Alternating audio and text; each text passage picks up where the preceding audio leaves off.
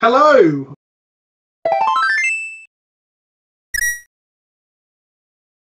I'll take the lead and be all important stuff. I'm back with Caleb Durwald. Some of you might have heard of him. He's kind of known in these parts. How did you enjoy bombing your opponent last game?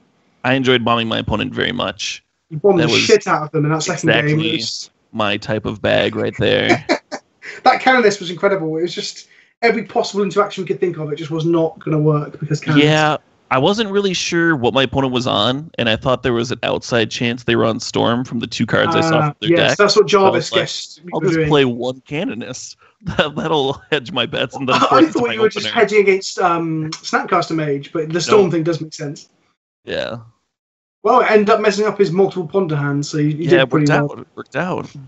So, we've got, up next, we've got Javier. I'm going to mess up names here. Javier Dominguez versus Michael Bonde. Have you seen the deck list yet? I think it's Javier. I don't know. Oh, Javier, that would make sense. I'm just being a painfully ignorant Englishman, you know. Oh yeah, no, I'm super ignorant too. Don't worry about it. I have not seen their deck lists. Are they playing anything sweet? So I'm not sure if we're allowed to reveal it yet. Mike, can we reveal? Can we talk?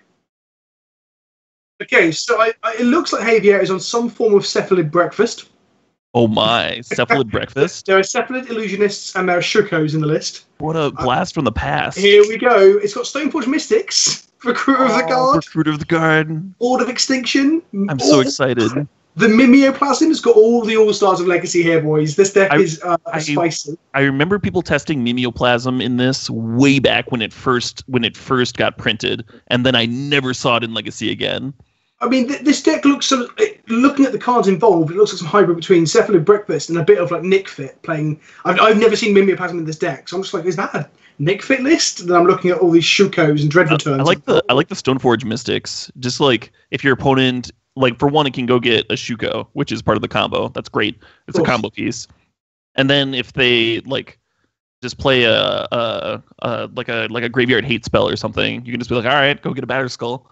So he doesn't have any in his main. No, he has one Batter Skull in his main. He has a Jitte in his side, so you can also transition into just like killing elves with the Jitte and stuff like that, or messing up D&T's. And there's some true names in the board too, so that works especially well. So you can transition into a really, really bizarre Stoneblade deck, and it reminds me a bit of Alluring in some ways, because you've got recruiters can go search up your Stoneforgers, then your Stoneforge search up your Shuko, and then you've got your combo, right? Yeah. Playing all these weird creatures that sort other creatures out. It seems fun. And then we've got on the other side of things, we've got Michael Bonde is playing my beloved Death and Taxes. So he's playing the mono white deck, and thank God he's playing 2 Brightling in the main, so he can make everyone everyone know how good that card is, because I've been saying it's trash for the last couple of weeks. So I'm going to have my Humble Pie and eat it now as he kills his opponent with it. Hey, Humble Pie is good too. There's nothing wrong with pie. Everyone likes pie. Well, on the upside, he's playing a Brimaz, so he's not just playing 3 Brightlings. He's got 2 Brightlings and 1 Brimaz. The other flexible slots, so he's down to only 2 Revokers, and he's playing 2 Remorseful Clerics, which might be quite good in this matchup if you've got a Dread Return deck. So that seems like some very strong main board cards. But aside from that, his D&T list looks pretty standard for Recruiters, Flicker Wisps, Dahlias, Mother of Runes, and Palace Jailers to round it all out. So yeah, I'm pretty excited to see how this goes. And he has a lot of experience playing Death in Texas, right? Yes, I'm pretty sure he played it in the last Legacy Premier League, actually. And did quite well with it. He's one of the players that I've been told to look up to by friends who... I've got quite a few friends who are massive fans of this deck, and Michael Bonde is one of the guys that I've watched content of before. His game's being played in the LPL and stuff, so yeah, he is very good with this deck. We've got opening hands coming up, I believe.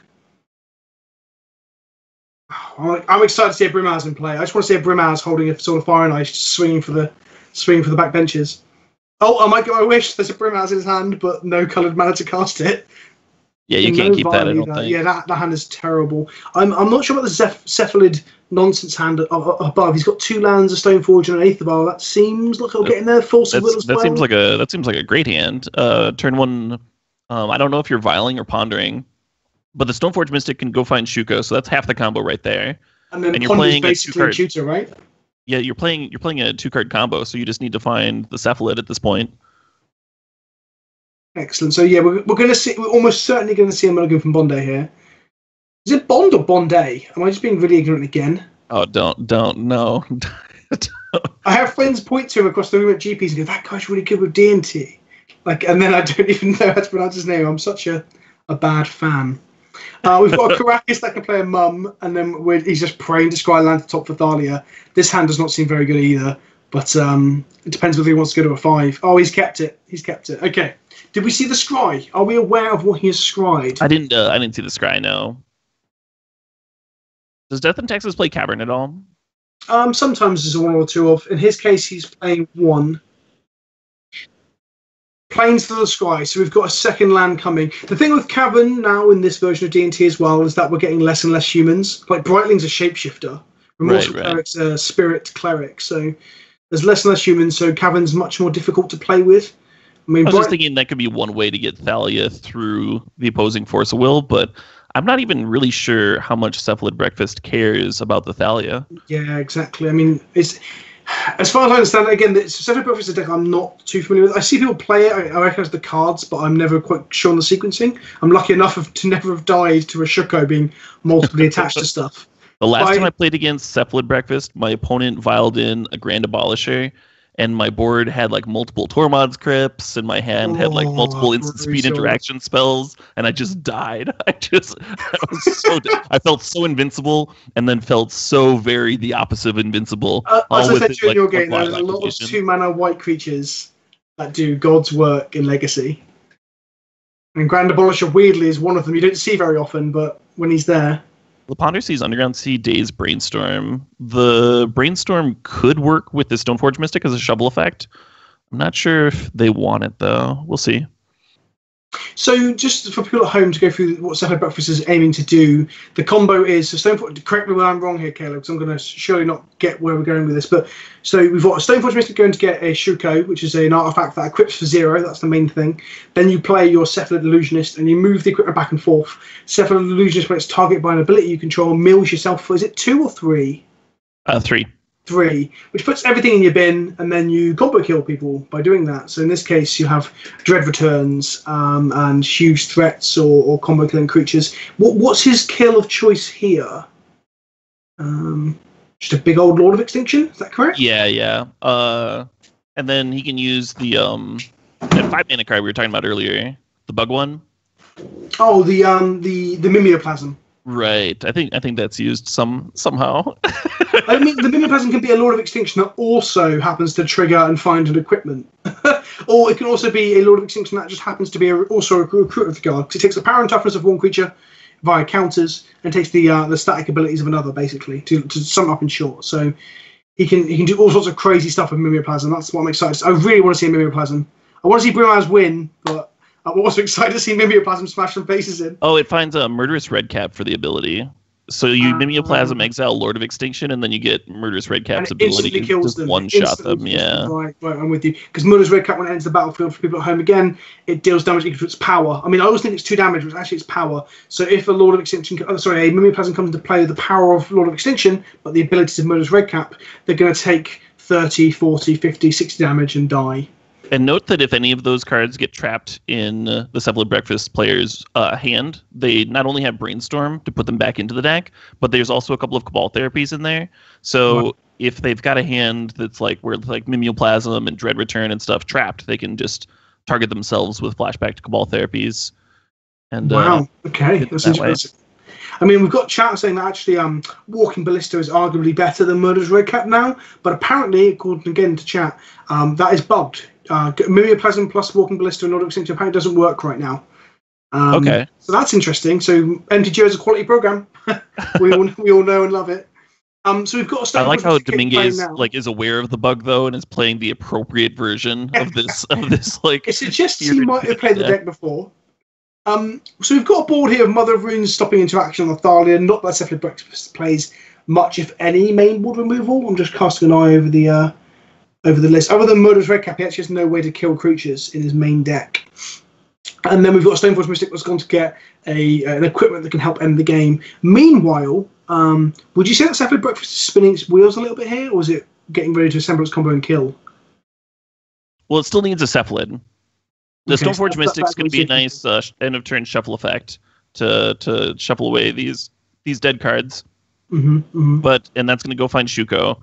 And then they'll be able to like violent the Batter Skull. They can Cabal Therapy with the Stoneforge Mystic just grabbed and get a hit there. But until they find an actual Cephalid, there's no combo there. So what our Death and Taxes player is looking for here is simply, as it's kind of obvious, it's another land. So if we get a Batter Skull in play, he can easily just wisp out that germ and then just start smashing people to bits. It looks like the force that was in his hand has been shuffled away. I guess at this point he doesn't see the need to force anything. The damage is done, I guess. There's a Thalia and a Stoneforge in play. So here's the Shuko shooting up off the Stoneforge Mystic.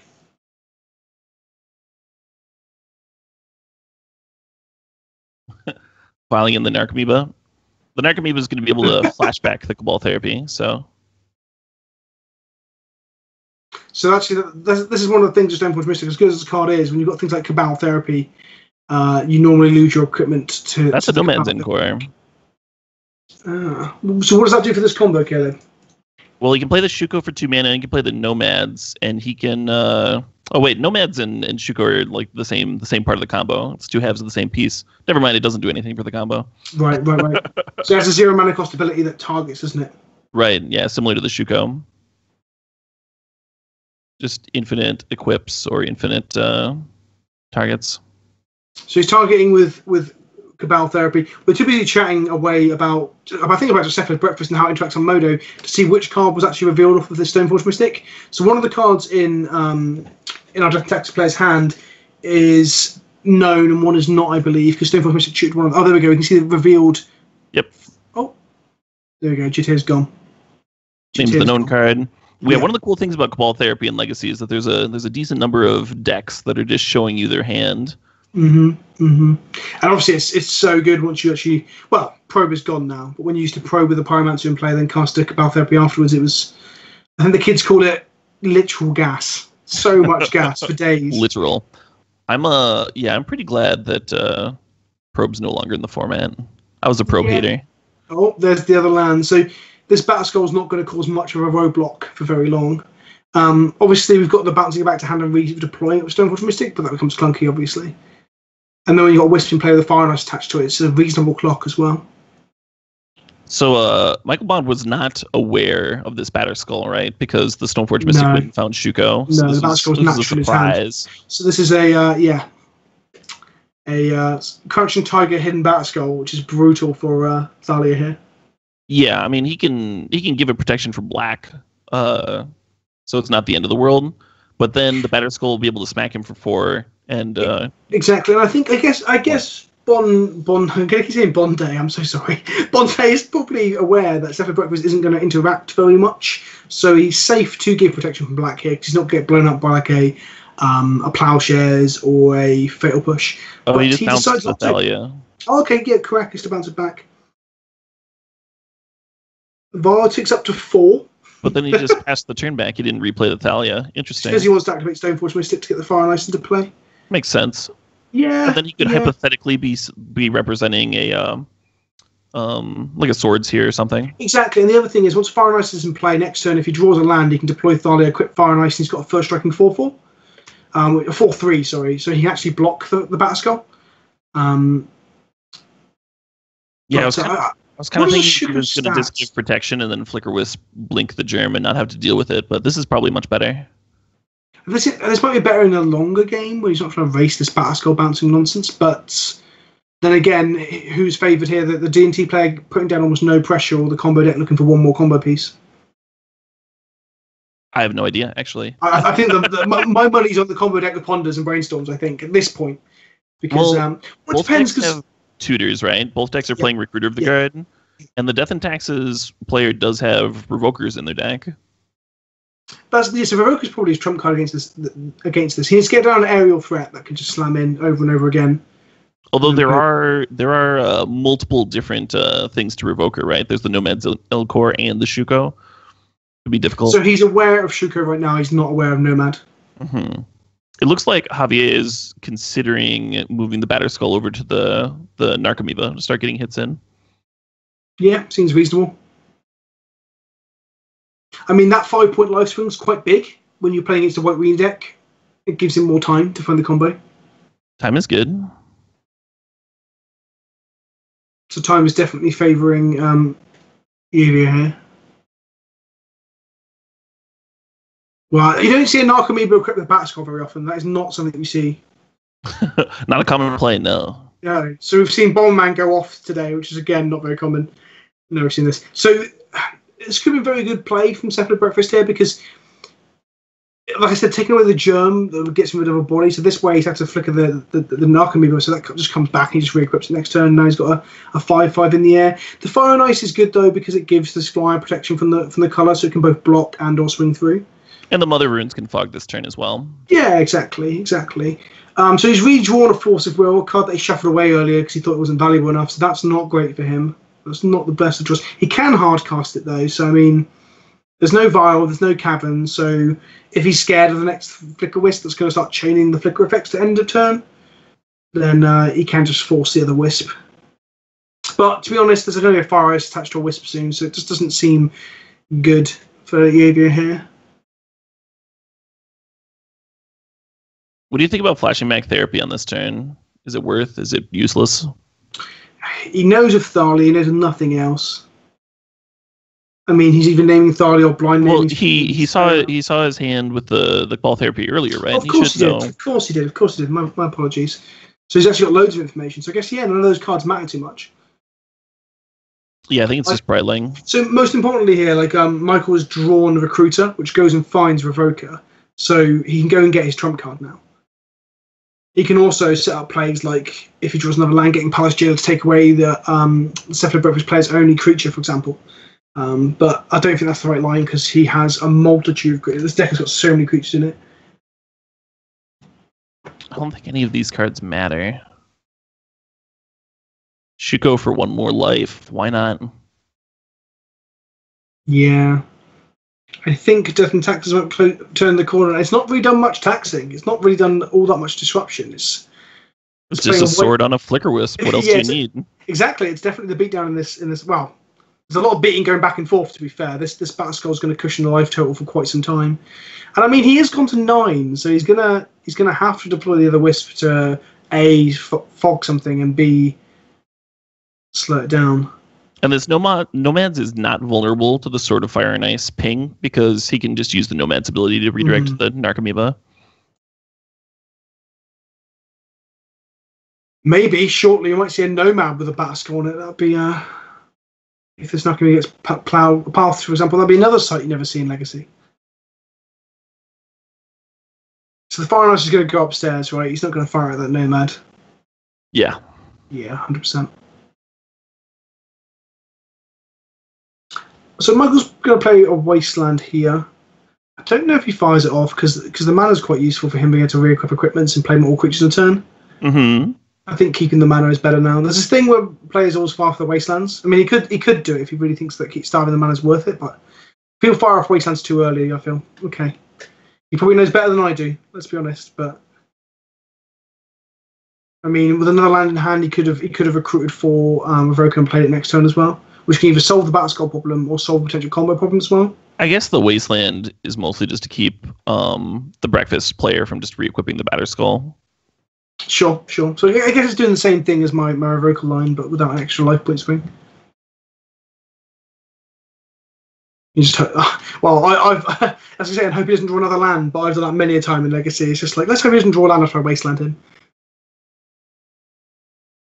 What's your name on Cabal Therapy here? I have no idea.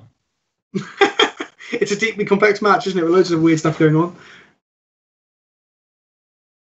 Stoneforge Mystic was named. It looks like playing out the core might have ended out poorly though, because now it can get pinged. So second, it can get pinged now. Yeah, because before it could get redirect to a 5/5 Narcomoeba, but right now there's no Narcomoeba, so it can get shot. There's nothing to redirect with the ability. Sorry, yeah, I thought it could redirect to any target for some reason. Yeah, so it's like so at the time that he played it, it wasn't really a big liability. Mm-hmm. But right now he's losing a combo piece, so Revoker on Shuko is like a much bigger deal now. Yeah. So the Nomads cannot redirect damage being shot towards them at his own face. He has to redirect to a creature, Yep. So that I had not exactly. realized. One of those peculiar old cards. Wow, that is a lot of power in the air. A Fire and Ice in play. A Mum protecting it. We've got Javier's just moving cards around his hand here, trying to figure out whether he's got any lines that actually make any sense. I guess he could just force a will the Revoker. Just let Thalia resolve. Force a will Revoker on tap. Hit Cephalid specifically. Maybe win. Would Cephalid win here as long as the Abolisher survives, I guess? Because you can play both the Cephalid and the Abolisher here. It's awkward. It depends on what Michael does, right? Because Thalia, like, you need to be able to pay 1 for a Dread Return if there's a Thalia in play. Of course. I mean, even if he managed to combo without Dread Return this turn, the Narcomoebas don't provide blockers because of Fire and Ice. What? Well, you just kill the opponent, right? No. So what I meant was, in another situation where Thalia isn't involved, he could just begin to combo, get Narcomoebas into play, pass turn, survive with a block, and the next turn combo kill. But in this circumstance, the Narcomoebas don't help either. Like it doesn't provide enough blockers for these aerial threats because one of them's got protection from blue and does a whopping 7 damage.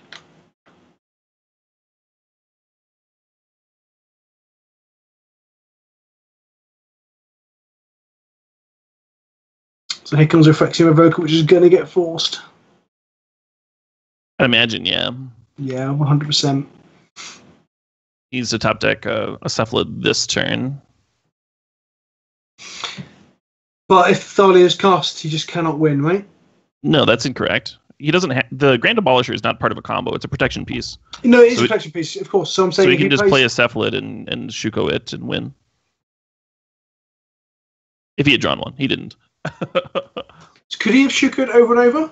Yeah, you just play the equip cost of 0, retarget over and over. That's why Shuko's in the deck. It's not there as a +1/+0 equipment. It's not there for. Oh no, of course not. No, I know it's part of the combo. I just hadn't occurred to me. You can actually re-equip it without another creature in play. I thought you always needed 2 creatures. But perhaps I'm getting confused with the interaction around Lightning Greaves, where you can't move Lightning Greaves. I'm pretty sure you can keep on equipping, but it just doesn't do anything because it's already. Yeah, of course. I think I'm getting confused with Lightning Greaves, where you need a second creature around to be able to move it off to do things like equip other Fire and Ices and stuff. This is my EDH play getting in the way of knowing about obscure legacy combos. Gotcha. I could be wrong. I've certainly been wrong about rules interactions before. I trust you. The Shuko would be so much worse if you had to have 2 creatures in play. It would not be a very good combo piece. Yeah, Lightning Greaves cannot equip itself again, but Shuko can. Mainly because Greaves gives the creature Shroud, so it can't re-equip itself. Yeah, exactly. That's what I'm thinking of. Caleb is completely correct. Jarvis has got your back in the chat. Yeah, I would trust Jarvis's rules knowledge over my own for sure. The rest of the judge. We've got some sideboarding going on. We've got some resting pieces and containment priests coming in for the D&D player. Yeah, losing game 1 is really brutal for the combo deck in this case. Do you think he's going for the true name plan? I mean, he's put it all in one pile here. It looks like he might be. I think it makes sense. Yeah, I mean, if you can try and blank those rips and stuff. Yeah, look, he's assembling a pile of cards he doesn't necessarily want to see. If you can do both, if you can be a combo deck and a true name deck, why not, right? So how much is he a combo deck post-board, do you think? How much is he a combo deck post-board? Well, it looks like he's just cutting like the counters, right? He's cutting the Force of Wills, cutting the Dazes, cutting the cards that are not especially very good against an He's trimmed a little bit of protection in Grim and one part of the combo and one therapy. Minus cards that are bad against Thalia and Vile, plus cards that are good against creatures. Lock and load, right? So Mum's coming out on the D&T side. Makes sense. Is that Mother? I can't see from the size of it all. Yeah, that's Mother Runes. He's got that grotesque art for the Sword of Fire and Ice. Grotesque? Yeah. Grotesque. It's not. Sorry, the art's not grotesque. That's not true. It's the border. I don't like the border on a lot of those cards. Oh, those borders are sweet. The only thing I don't like about them is if you have a deck where like almost every card has that border, then they all kind of like blur together. Yeah, exactly. I don't like how badly they stand out. That's the problem. So like if you have that deck in paper and you've got like you've got your normal like Fire and Ice, your normal Battle Skull, and your normal Jitter, and then there's just like this huge orangey brassy invention thing. But then I quite like the invention Crucible because it stands out. We've got a hand of one land and a brainstorm from the Cephalid Breakfast, and we've got double wasteland in the Death and Taxes hand. I don't really like either of these hands. I mean, knowing the other person's hand, the double wasteland seems very good, but see where the Cavern's awkward again in this situation? Are you saying you don't want to name Cat or Cleric with Cavern of Souls? In this case, you name elementals, so you can just play 3/1s and hope you get there, right? But yeah, I am saying I don't want to name Cat or Cleric. But that's it. Cleric's got better now with like has he got Prelate in his deck? I think he's cut the Prelate, hasn't he? Yeah, no Prelates. He's got Remorseful Cleric. That's another Cleric. So Cleric's probably the better name than Cat. Cat does get Brimaz though, who's also color intensive. Upkeep waste. Normally it doesn't. In this matchup, I don't think it matters whether you wasteland on your own turn or the opponent's upkeep, but it is usually better to wait for the opponent's upkeep in general. If you're playing, if your opponent might have a card like Stifle in their deck, then they're using Stifle mana on their turn. So yeah, that wasteland was pretty brutal. No second land.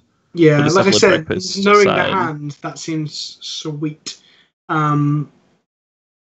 Luckily, Javier's hit another land.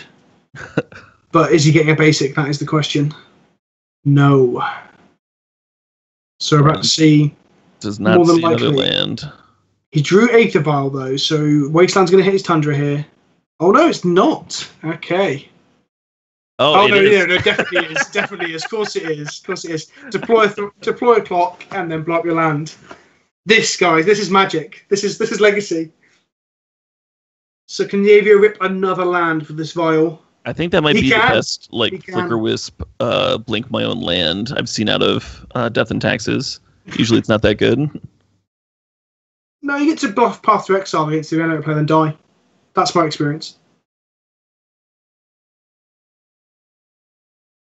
I wonder if it's better to play a Sword or Thalia this turn. I'd be tempted to play the Thalia.